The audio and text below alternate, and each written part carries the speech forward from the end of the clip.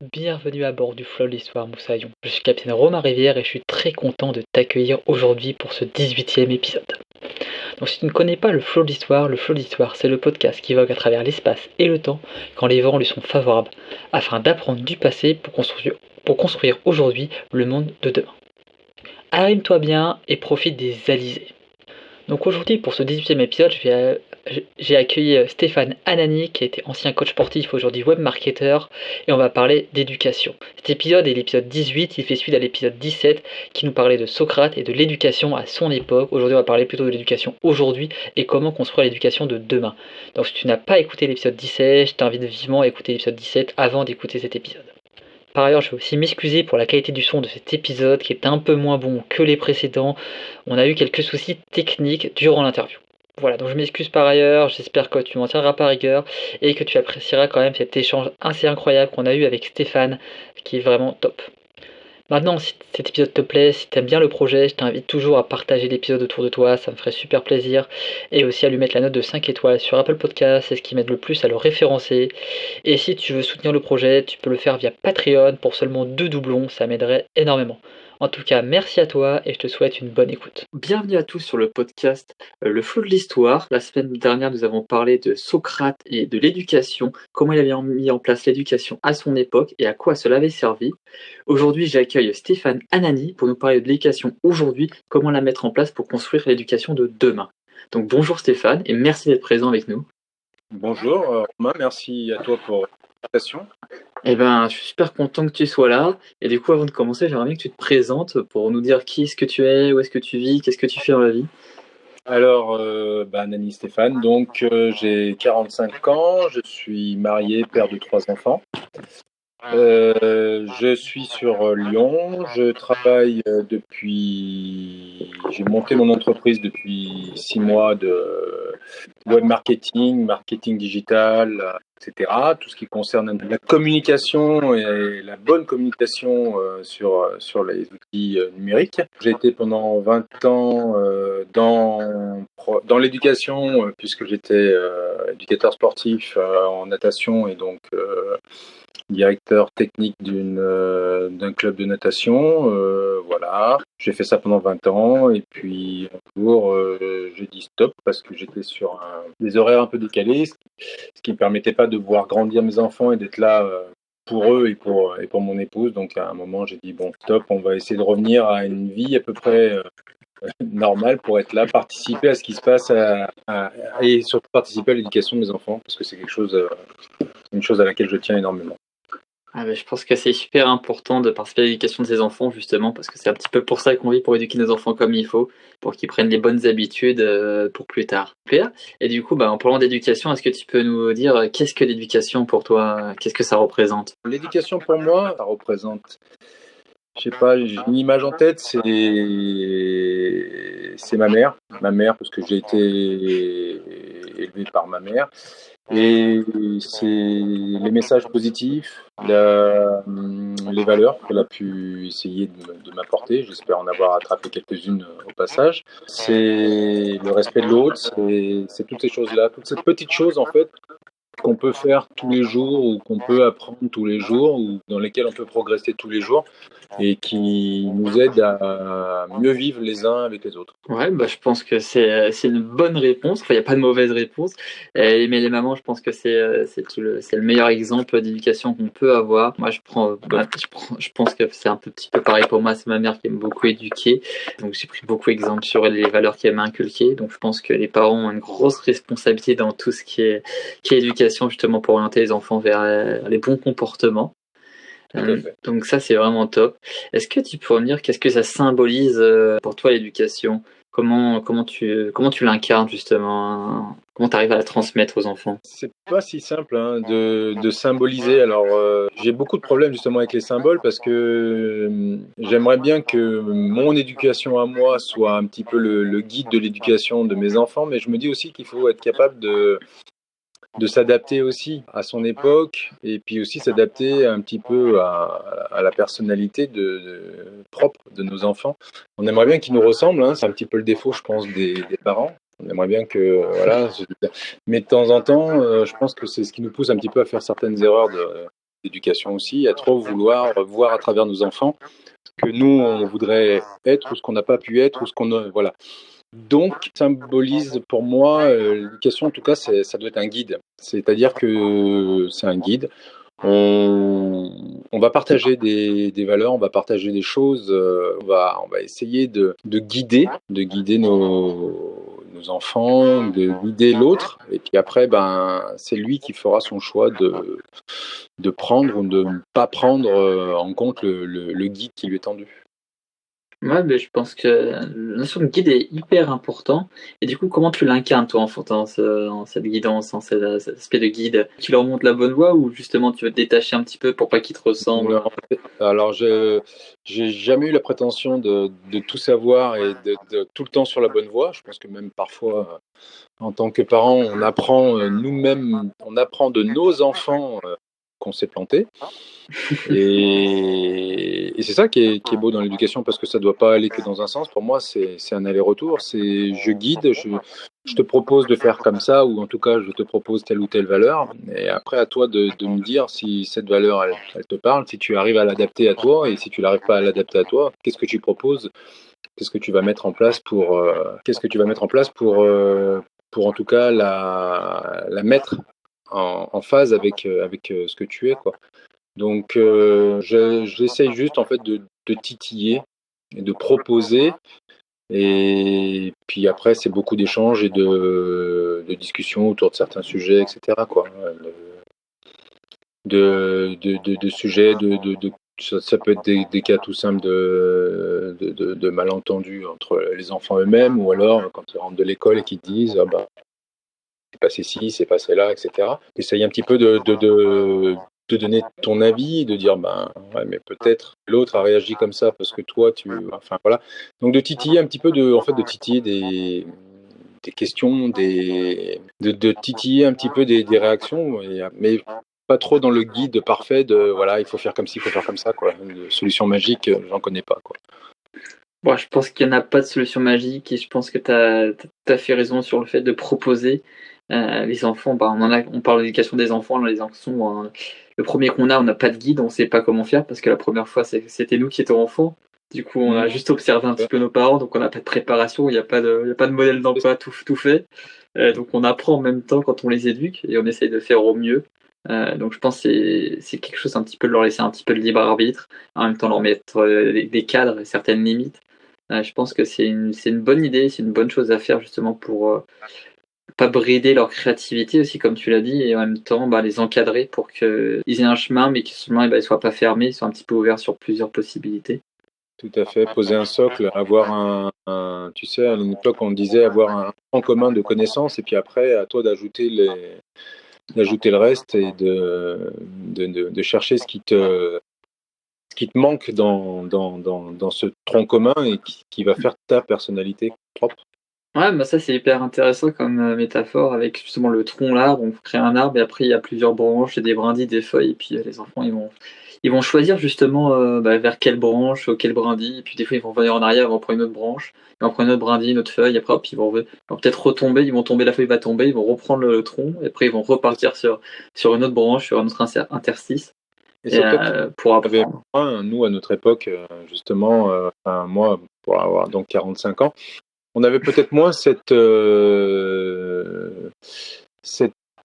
possibilité de se tromper de branche et de se dire bon bah c'est pas grave, je vais prendre la branche d'à côté, etc. On était peut-être beaucoup plus guidés dans l'éducation, en tout cas on était beaucoup plus guidés, beaucoup plus sur voilà, c'est comme ça qu'il faut faire et difficilement autrement, quoi. Alors qu'aujourd'hui je trouve qu'on est quand même, on essaie d'être plus ouvert. Je sais pas si c'est une meilleure méthode, mais en tout cas au moins avoir une ouverture d'esprit sur ben ouais moi on m'a appris comme ça mais bon ben peut-être qu'il y a moyen d'arriver à des valeurs d'arriver à avoir les mêmes valeurs mais peut-être pas en apprenant de la même manière, quoi.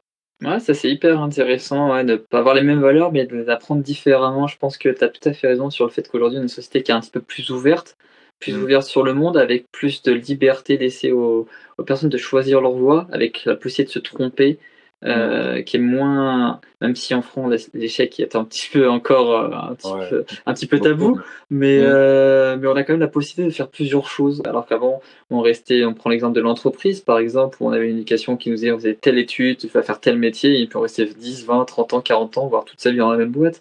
Exactement. Aujourd'hui, l'éducation fait que l'éducation Internet notamment permet de s'éduquer de façon différente et Mm. d'apprendre des compétences justement autres. C'est un bien ou un mal, on peut le voir de différentes façons, mais au moins ça donne des possibilités un petit peu diverses et variées d'apprendre des choses et d'acquérir des connaissances Tout autres à fait. que ses parents, l'école. Ça donne plusieurs, plusieurs embranchements de nouveaux disponibles, possibilités aux enfants aussi, et aux personnes, adultes aussi, d'apprendre des choses.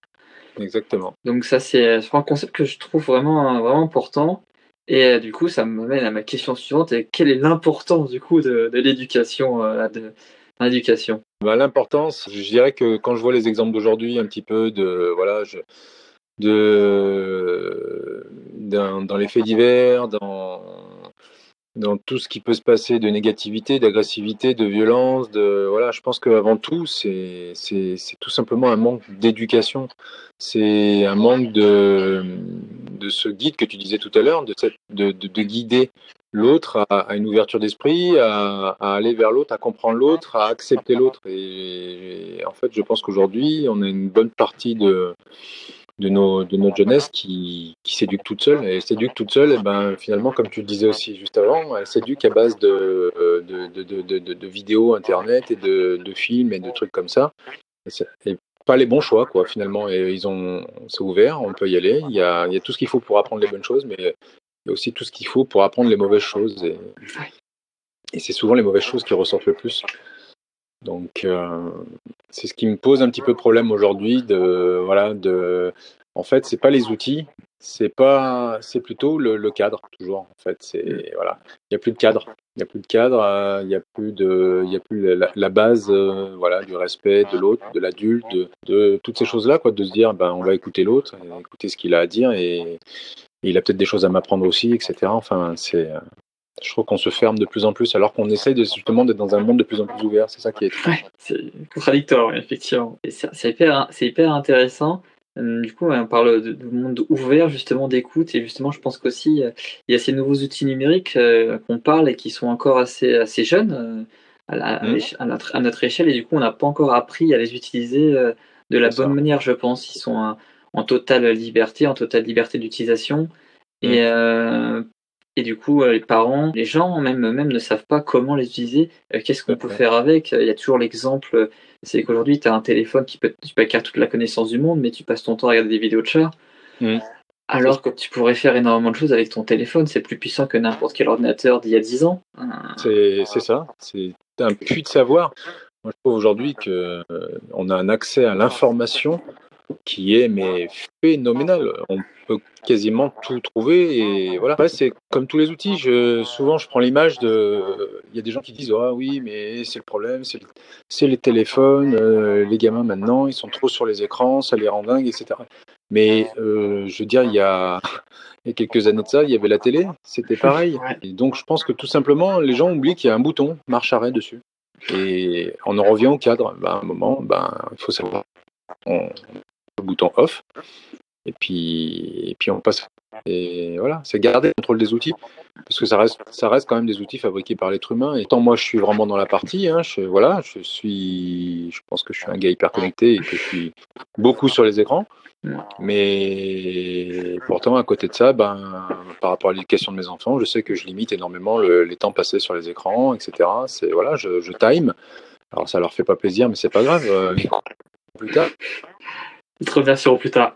Voilà, mais en tout cas, je suis pas dans le laisser-faire et dans le bon ben ouais, oh bah c'est normal, ils ont tous un téléphone, ils ont tous un écran, ils ont tous un ouais, mais il y a un bouton marche arrêt dessus, donc à un moment, il faut savoir dire stop, c'est fini pour l'instant et voilà quoi. Et puis je pense même sans prendre le bouton marche arrêt, on en revient toujours au souci d'éducation de ces outils-là qui sont en eux-mêmes qui sont pas mauvais, qui sont même plutôt bons et bénéfiques pour faciliter l'apprentissage.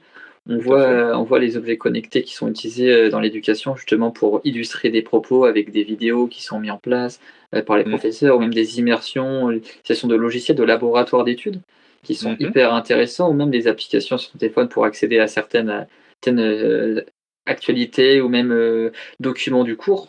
Mhm. Je pense qu'il y a, comme on dit, un problème d'éducation et d'utilisation de ces logiciels qui sont encore très très très jeunes dans notre utilisation et qu'on ne sont pas encore toujours la tentation d'aller du côté des loisirs plutôt que de l'apprentissage. Et je pense que c'est encore là, c'est de mettre peut-être pas des barrières, mais peut-être créer peut-être des temporalités ou des choses en fait à mettre en place pour montrer en fait, question d'information aussi, informer les personnes sur ce que tu peux faire avec quelle chose, parce que on parlait de l'information, je pense que tu dis il y a beaucoup d'informations, il y a peut-être trop d'informations. Comment Mhm. orienter l'information, trouver des moyens de orienter l'information pour éduquer les gens plus simplement. Je sais pas ce que tu en penses, Oui, mais tout à fait. C'est, c'est, c'est vraiment, à mon avis, l'axe sur lequel on doit, en tant que parent, travailler. C'est-à-dire, voilà, c'est effectivement, moi, je suis le premier quand mes enfants me disent, papa, c'est quoi ça ou c'est quoi? Je sais pas. On va aller chercher et on va chercher et on regarde et on apprend, etc. Donc, c'est une source énorme de connaissances qui est là, enfin, qui est dans notre main. Mais c'est sûr que voilà, si on laisse les enfants dériver sur l'outil, ben ouais, malheureusement, il y a beaucoup de choses qui sont faites aussi pour les faire dériver. Donc c'est juste leur apprendre, oui, bah, voilà, ça c'est fait pour t'emmener, quoi. Ça c'est fait pour t'emmener vers quelque chose qui est pas forcément toi. Et voilà. Après, on aime bien à la maison jouer avec les outils, s'en servir pour aller chercher des choses, des connaissances, voilà, sur telle ou telle chose, sur des animaux, sur des plantes, sur tout ce que tu veux, quoi. Mais voilà. Et c'est des fois même on va tout chercher, et puis c'est le premier qui trouve l'info, etc. Enfin, voilà, il y a moyen stimulant de se. quoi. Bah ouais, c'est le moyen de rendre l'outil, voilà, Ludique, ouais. voilà, ludique. Ça sert pas juste à aller voir des vidéos de chat, justement, comme tu disais. J'aime bien cet exemple de la vidéo de chat, quoi. Mais voilà, il y a aussi des vidéos de choses importantes, voilà, des causes à soutenir, des causes à comprendre. Et voilà, se rendre compte que ben, finalement, on n'est pas les plus malheureux, qu'il y a beaucoup plus malheureux, et qu'on peut peut-être finalement aussi aider l'autre. Donc, Clairement, je trouve que l'outil est fait pour aider, mm, justement et justement il y a besoin comme on fait par l'éducation a toujours été là pour aider les personnes à s'améliorer, à se développer, à prendre les bonnes décisions et mm. du coup ça m'en vient à une question justement comment est-ce que tu aurais un exemple justement, qui pourrait illustrer le fait de illustrant l'éducation, comment on peut aider grâce à l'éducation aujourd'hui? Quelle manière on pourrait la mettre en place justement pour aller dans ce sens? Par rapport aux outils ou par Heu, rapport. Par rapport aux outils ou par rapport à l'éducation générale, comment tu verrais? Tu aurais un exemple en tête qui viendrait tout de suite, qui met en pratique le fait que l'éducation est propice au développement? Comment on pourrait aider l'éducation? Comment on pourrait construire l'éducation de demain Bah, tout simplement? moi, j'ai essayé tu vois, pendant 20 ans, par le sport, en fait. Et moi, je pense que c'est ce qui m'a, entre guillemets, sauvé. Si tu veux, j'étais un enfant de quartier et j'ai eu la chance qu'on mette sur mon chemin le sport, la natation, et ça m'a permis de sortir un petit peu de ma ZUP et d'acquérir des valeurs, voilà, de respecter des codes, d'avoir un cadre en fait, et en pratiquant le sport, comprendre qu'avoir un cadre, c'est pas quelque chose qui est mauvais, mais c'est plutôt quelque chose qui t'aide à te cadrer toi-même, quoi. En fait, en ayant un cadre autour de toi, tu te cadres à l'intérieur, tu apprends mieux à te connaître toi. Donc ouais, si je dirais aujourd'hui, je pense qu'il y a vraiment quelque chose à faire en termes d'éducation, et je rejoins avec le mot formation par le sport, par les valeurs du sport. Moi, en tout cas, c'est ce qui m'a grandement aidé à me construire.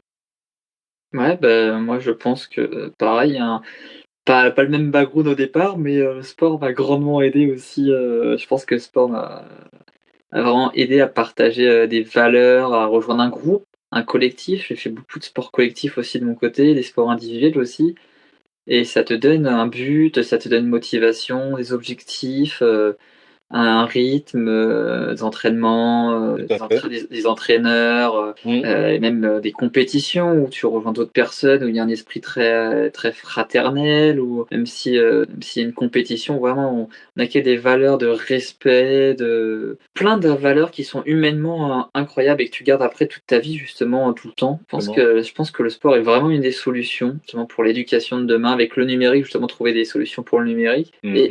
Et ça me demande, comment est-ce que tu verrais, comment pour toi on pourrait mettre en place une éducation? On a parlé du sport, du numérique. Comment tu verrais l'éducation de demain aujourd'hui? Comment tu la construirais? Alors ça, c'est une question assez complexe quand même. Ah oui, je sais. L'éducation de demain, elle me pose elle me pose beaucoup de questions parce que je vois une grosse perte de moyens chez les profs. Je vois des grosses pertes de moyens dans le sport et donc je dirais dans le milieu associatif qui fabrique qui permet de faire ces clubs où les enfants vont rentrer et trouver ce cadre qu'on disait à l'instant, ce cadre, cette évolution, cet endroit où ils vont pouvoir se construire effectivement, comme tu disais, des buts, des objectifs, acquérir un rythme, acquérir des valeurs. Je vois beaucoup de pertes de moyens. Donc je me dis, l'éducation de demain, j'aime pas être défaitiste, j'ai pas envie d'être défaitiste. Il faut être 3 positif. enfants, il faut être positif, c'est ça.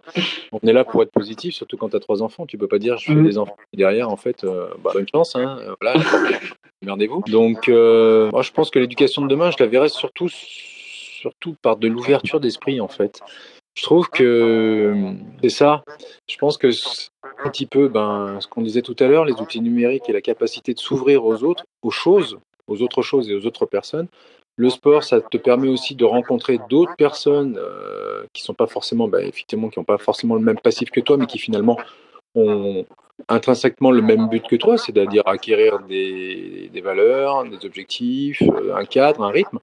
Donc, moi, je verrais bien une éducation de demain où on travaillerait plus sur une capacité d'essayer de comprendre, éveiller la curiosité de connaître l'autre et de comprendre pourquoi l'autre est différent, plutôt que d'être sur je dirais, sur des valeurs fermées qui sont des matières, des chiffres. Tu vaux 12, tu vaux 15, tu vaux 8, tu vaux, voilà, quoi, etc. Sur de l'éveil d'esprit, de l'ouverture d'esprit, un système qui permettrait de travailler une capacité d'ouverture, vraiment une capacité à te questionner, à te dire, tiens, à éveiller ta curiosité, mais ouais, dans le sens curiosité de comprendre pourquoi il fait jour, pourquoi il fait nuit, pourquoi l'autre est blond aux yeux bleus et pourquoi, enfin, tu vois, cette capacité à comprendre et puis à se dire, finalement, on vient tous du même berceau et il faut vivre ensemble et il faut se comprendre, quoi. Et je trouve qu'aujourd'hui, en tout cas, ce qui manque dans l'éducation, c'est ça, c'est qu'ils ont vraiment beaucoup de mal à se comprendre, les gamins. Ils n'essayent pas de se comprendre entre eux. Ils se cataloguent très vite. Ils se mettent des étiquettes. Aujourd'hui, il faut vraiment avoir une étiquette. Avant tout, c'est étiquette, quoi. Toi, t'es quoi? Tu sais, comme à l'époque, moi, t'es plus rock, t'es plus grunge, t'es plus machin, enfin, tu vois. Et toi, t'es quoi? Moi, je suis un gars du quartier. Moi, je suis un dur, je suis un faible, je suis un machin. On aime coller des étiquettes. C'est un peu et il faut pas en changer, quoi. C'est ça, je suis bon à l'école, je suis pas bon à l'école, je suis bon en maths, je suis pas bon en histoire, je suis bon en français, je suis pas bon en ça. C'est ça. Ouais, je pense que c'est une réflexion intéressante. Moi, j'aime beaucoup le concept. Moi, je suis tout à fait d'accord qu'il faut déconstruire l'école pour la reconstruire de façon totalement différente, justement. Et s'orienter vers la créativité, liberté d'esprit, justement, et l'éveil des enfants. Je pense que ce serait hyper intéressant. Le système des notations, voire peut-être changer ce système-là, justement, parce que je pense qu'il n'est pas fait pour stimuler justement les enfants et surtout pour les. Il crée beaucoup de stress, et beaucoup de problèmes, justement, et ça crée vraiment des gens des enfants qui se replient sur eux-mêmes, qui ont des problèmes à l'école et après qui sont turbulents et justement, ça crée des problèmes au sein des familles ensuite. Je pense que ça se répercute un petit peu partout, ce système-là. Je pense qu'il est un petit peu dépassé. Ça fait plus de 2 siècles qu'il est en place. Donc, je pense qu'il faut le remettre au goût du jour et du coup, on parlait tout à l'heure des façons de le remettre au goût du jour et je sais pas, à ton avis, comment on pourrait intégrer les outils numériques, le sport dans ce système éducatif justement pour lui donner un petit coup de jeune? Eh ben, déjà, faudrait d'une part arrêter de faire croire aux gens que le sportif, c'est forcément celui qui a raté ses études, ou que c'est C'est vrai. forcément celui qui a pas de cerveau, ben, il fait du sport. On est vraiment dans un système comme ça, en gros. Hein, je prends des raccourcis, hein, Non, mais mais c'est vrai, tu as tout à fait raison. c'est énormément ça. On est énormément dans un système où t'as pas de bons résultats scolaires, oh, t'es pas bon en maths, t'es pas bon en français, bon bah tu feras du sport. Alors que je pense que en fait l'intelligence elle se résume pas à être bon dans une matière ou dans une autre. Mmh. Je pense que l'intelligence elle se résume à enfin elle se résume pas d'ailleurs. C'est très Mmh. dur de résumer l'intelligence, mais en tout cas moi je la verrais l'intelligence, je la verrais dans une capacité de encore une fois, je suis peut-être un peu redondant, de curiosité, de voilà, de découverte.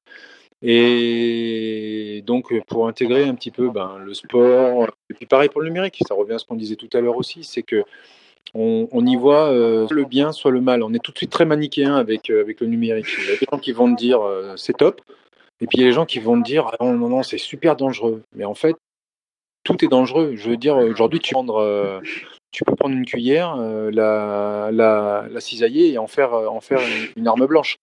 Hem Enfin, inversement, tu peux prendre un couteau, l'arrondir et en faire Mmh. une pierre. Enfin, tu vois. Donc moi, c'est plus l'utilisation des outils, encore une fois.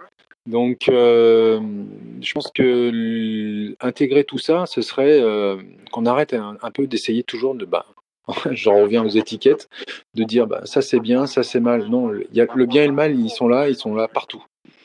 Et il faut juste trouver un équilibre et juste comprendre que ben ouais ça, si on va trop par là, c'est le mal. Si on va trop par là, ben on va vers le bien. Et enfin, tu vois, trouver un équilibre dans tout ça. Et dans l'utilisation, dans l'intégration du sport. Il faut remettre des valeurs. Il faut remettre des valeurs vraiment de. Ce qui est étonnant, ce que je trouve étonnant, pour en rejoindre un petit peu ce qu'on disait sur sur l'intégration du sport, etc., dans l'éducation. Ce qui est très, très étonnant, c'est que tu as énormément de chefs d'entreprise qui ont réussi, ou en tout cas qui ont des entreprises pérennes, qui sont des gens issus du monde du sport et qui ont fait pratiquer beaucoup de sport ou pratiquer à haut niveau. Donc c'est bien qu'à un moment, quand même, cette pratique sportive les a aidés à construire en tout cas un cheminement ou à mettre en place une manière de réfléchir et une manière de voir les choses qui les a aidés à, se, à être ce qu'ils sont. Enfin, c'est pas du hasard de voir autant de gens issus du sport qui sont capables d'avoir, de fédérer autour d'eux des gens pour réussir des projets, etc. Voilà, donc je pense qu'il y a, voilà, c'est peut-être ces valeurs-là qu'il faudrait arriver à prendre dans le sport et à les mettre dans l'éducation. Et peut-être, comme on disait tout à l'heure, arrêter de mettre des matières, mais plutôt tu sais, des compétences transversales. Ouais. Voilà quoi.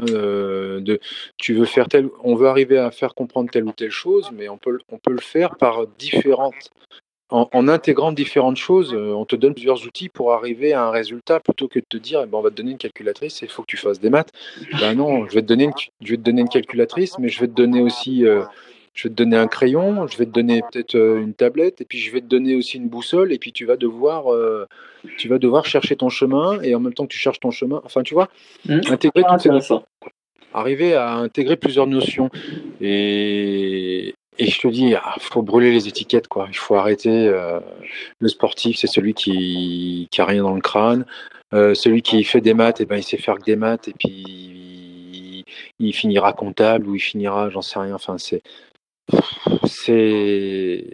usant. C'est usant. Moi, ça m'use énormément de qu'on arrive, voilà, et c'est fou parce que je le vois avec, ma fille qui a 16 ans et qui est en première, quoi. C'est les étiquettes, quoi. Mmh. Voilà, «Ah bah, lui, il sait faire que des maths. Ah bah, ouais, mais lui, il est bon en maths, il est pas bon en sport». Moi, j'ai évolué avec des gens qui étaient, énormes en sport, énormes en maths, énormes dans toutes les matières, quoi. Ça existe. Donc pourquoi se brider? Pourquoi se brider? Pourquoi ne pas être à un moment, essayer d'être un sportif de haut niveau en même temps que tu veux être médecin? Bah oui, je prends des trucs qui sont fous, qui paraissent fous, mais est-ce que c'est pas ça l'éducation de demain? Est-ce que c'est pas être le meilleur dans tout et dans rien en fait, tu vois, et d'être chercher à être complet plutôt que spécialiste. Ah, je sais pas si j'irai jusque-là, mais peut-être au moins pouvoir se réaliser et faire au moins ce que tu as envie de faire, sans avoir une étiquette préalablement construite par rapport à ton parcours scolaire et avoir dans la scolarité, en fait, les possibilités aussi de le faire. De changer. Ce qui manque un petit peu aujourd'hui, ouais. On a des parcours un petit peu trop linéaires, trop Ouais, puis tu trop peux pas te tromper directifs. aujourd'hui. Tu n'as pas le droit de te tromper, c'est ça qui est fou. C'est qu'on te demande en gros à 15 ans de savoir ce que tu veux être à 25. Moi, aujourd'hui, j'ai 45 ans et tu vois, je viens de changer complètement de trajectoire. Et je le regrette pas. Au contraire, ça m'a fait énormément de bien de pouvoir changer de trajectoire. Alors pourquoi à 15 ans, tu dois déjà savoir ce que tu seras à 40? C'est fou. Ah ouais, bah, tout à fait d'accord, hein. Moi, je serais pas là aujourd'hui à t'interviewer si c'était pas le cas. J'avais pas changé à Voilà. plusieurs reprises. On ne serait pas aujourd'hui en train de discuter. Donc, tout à fait, c'est parce que la société change un petit peu. Elle évolue doucement, mais sûrement. Et je pense que ces outils, bah, ils auront besoin d'être mis en place pour aider en fait à l'aider à la chance de choisir leur éducation, les éduquer. Il y a un rôle de chacun dans l'éducation, un rôle de l'école qui doit se métamorphoser, et après aux personnes de faire leur propre choix, justement d'avoir la possibilité de faire leur propre choix pour s'épanouir et trouver leur voie. Je pense que c'est important. Eh ben super, je pense qu'on a eu un super échange sur le sujet de l'éducation. C'était vraiment top. Merci à toi Stéphane. Merci à toi, c'était très intéressant, effectivement. Hyper intéressant. Du coup, je vais passer à la deuxième partie, si ça te va. Et du coup, je vais commencer avec une petite citation. Est-ce que tu aurais une citation à nous partager qui te représente, en rapport avec l'éducation, ou qui t'inspire particulièrement? Comme je te disais à l'instant, en fait, moi, il y en a plein ça dépend de mon humeur, en fait. Ça dépend de mon humeur du moment, je pense. Et quelle est l'humeur du moment alors? Mon humeur du moment, tu vois l'expression, la citation du moment, ce serait: plus tu es silencieux et mieux tu comprendras le monde qui t'entoure. Tu vois?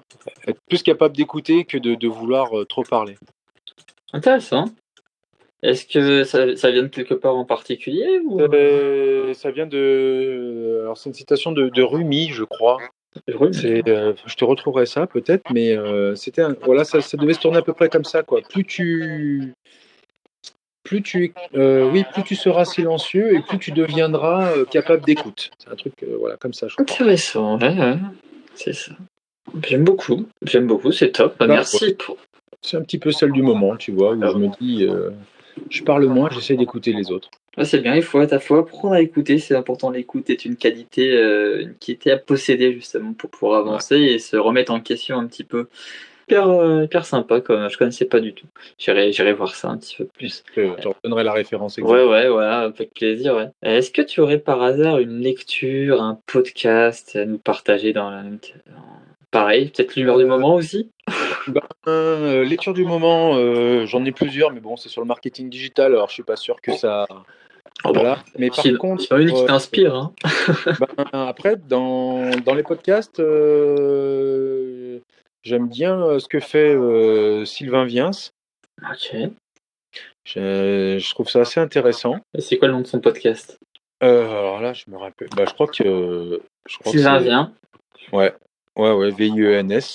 Je crois que c'est son nom, je crois, sur le podcast. Il est sur LinkedIn. J'aime assez ce qu'il fait parce qu'en fait, il a une capacité à te faire redescendre, tu sais. Ouais. Et quand tu es comme moi, tu habites en ville, tu as vite tendance à te sentir un petit peu oppressé par la ville, à te sentir un petit peu en tension. Et quand tu écoutes Sylvain et les thèmes qu'il aborde, ça a bien tendance à à te couper un petit peu de la négativité extérieure et puis de revenir à l'intérieur, peut-être te redonner confiance en toi et puis même te projeter sur, voilà et arrêter un petit peu d'en vouloir un petit peu aux autres autour et puis te dire: «Voilà, c'est à toi de faire le chemin» et enfin, c'est assez intéressant pour ça. Qu'est-ce qu'il y avait encore, dans les podcasts qui était intéressant aussi, c'est complètement sur l'entrepreneuriat par contre, tu vois? C'est Greg Logan que tu Ouais, peux trouver aussi sur LinkedIn. ouais, ouais. Il est sur Spotify et il est jeune, mais il a une approche du monde entrepreneurial et de l'être humain qui est assez intéressante, vraiment. Où en gros, c'est quelqu'un qui réussit dans son entreprise, mais qui reste hyper humain et sa manière d'expliquer les choses, et voilà quoi, il se prend pas pour un autre. Il est vraiment il démystifie beaucoup aussi cette idée du voilà, tu sais, du chef d'entreprise qui est là-haut, intouchable, qui est un peu les gens qu'on met un petit peu sur un espèce de piédestal, etc. Enfin, il a une approche qui est assez sympa quoi, du monde de l'entreprise. Après les lectures, je suis plus branché moins sur les bouquins, mais beaucoup plus sur des articles. Ouais. Beaucoup d'articles que je vais lire à droite à gauche sur le développement personnel, sur l'éducation, ce qu'on disait là. Enfin voilà, j'aime bien regarder un petit peu. Je fouine beaucoup sur les réseaux sociaux, un petit peu les commentaires des gens. Quand les sujets sont intéressants, j'aime bien aller voir les commentaires des gens et c'est là que tu te rends compte qu'on a encore beaucoup de chemin à faire et qu'il y a encore beaucoup d'esprit à éveiller en fait. Que les gens sont vite arrêtés à, encore une fois, des étiquettes et des idées, quoi. Ouais, ouais, exactement. Parfait. Du coup, ouais, le podcast de Sylvain Bien, c'est Dépasse-toi. De toute façon, je mettrai les liens en commentaire. Et Greg Logan, c'est Greg Logan Podcast. Je mettrai tous les liens en commentaire Super. pour les retrouver plus facilement. Merci à toi pour ces 2 partages. Est-ce que maintenant, tu aurais un petit conseil à donner par rapport à l'éducation? Le conseil, ce serait, moi, je dirais que c'est de toujours écouter son cœur avant de parler, en fait. Et moi, c'est vraiment là où je travaille beaucoup, où j'ai dû vraiment progresser, c'est là-dessus. J'étais trop dans l'hyper réaction, pas le recul, quoi. Et donc le recul et le cœur, quoi. Vraiment, ce serait ça. C'est juste de pas prendre trop les choses trop directement en pleine tronche et être capable de dire ok, on souffle 2 secondes, qu'est-ce qui s'est passé, comment comment comment je peux réagir de manière soft et pas forcément voilà. Parce que finalement les gamins c'est ça, hein, eux ils font des essais-erreurs et puis quand ils font des erreurs, c'est pour apprendre, c'est pas pour faire du mal. Et je pense que parfois on a tendance un petit peu dans l'éducation à se dire, à prendre la mauvaise action de l'enfant comme une agression personnelle. Alors que c'est pas ça du tout. C'est juste que le gamin, ben ouais, il s'est planté quoi. Il a essayé d'apprendre un truc et il s'est planté. Il a pas fait comme il faut. Voilà. Mais si on lui explique et si on prend 2 secondes, si on lui explique calmement, parce que ça fait plus vite son chemin que la sanction ou l'énervement quoi. Et je dis pas que je suis le meilleur là-dessus. Hein. J'ai encore beaucoup de boulot là-dessus. Hein. Mais ouais, ce serait ça. Ouais. C'est plus écouter son cœur et y aller calmement quoi. C'est super beau comme citation et comme conseil, et ça me rappelle un petit peu un des accords Toltec, ne prenez rien de façon personnelle. Oui, Je pense que ça fait un petit peu écho à ce que tu viens de dire et c'est hyper exactement. intéressant. Et puis j'invite tout le monde à lire ce fabuleux bouquin qui est hyper intéressant. Mais voilà, parfait. Merci pour ce partage. Est-ce que pour conclure, tu aurais une dernière chose à ajouter, à nous partager? Non, garder l'esprit ouvert. Voilà, c'est le truc, c'est garder l'esprit ouvert. Voilà. Aimez-vous les uns les autres. C'est con, c'est con, c'est bateau, mais c'est voilà quoi. C'est ouais, le respect de l'autre. Je pense que c'était trois belles choses à faire et 3 belles choses à mettre en place, et je pense Ouais. que ceux qui nous écoutent les mettent en place déjà, mais c'est toujours bon de les rappeler parce que c'est important. Important, je pense, pour construire une belle vie fructueuse. Top. Merci beaucoup, Stéphane. C'était vraiment hyper intéressant. Merci à toi. Voilà, j'espère qu'on se reverra bientôt. Et puis, merci à tous de nous avoir écoutés. Et puis, je mettrai tous les liens en commentaire. Et puis, je vous dis à la prochaine. Au revoir. Merci à toi d'avoir écouté l'épisode Moussaillon. J'espère qu'il t'a plu. J'espère que tu as appris quelque chose. Je suis encore désolé pour les soucis techniques et la qualité du son qui était vraiment pas très bonne lors de cet épisode. J'espère que tu m'en excuseras et je m'en excuse vraiment encore une fois, 1000 fois. Désolé. Voilà. Donc en tout cas, si tu as des questions par rapport à ce sujet, si tu as des suggestions d'invités, si tu as des sujets que tu aimerais bien que je traite, eh bien je suis ouvert à tout. Donc n'hésite pas à m'envoyer un petit message. Maintenant, si tu as aimé cet épisode, je t'invite vraiment à le partager autour de toi, à lui mettre la note de 5 étoiles sur Apple Podcast, c'est ce qui m'aide le plus à le référencer, et aussi à rejoindre la communauté sur Patreon du Flow de l'Histoire pour seulement 2 doublons. Ça m'aiderait énormément à développer ce projet. En tout cas, je te souhaite une très bonne journée, je te dis à très vite, et que les vents te soient favorables, Moussaï.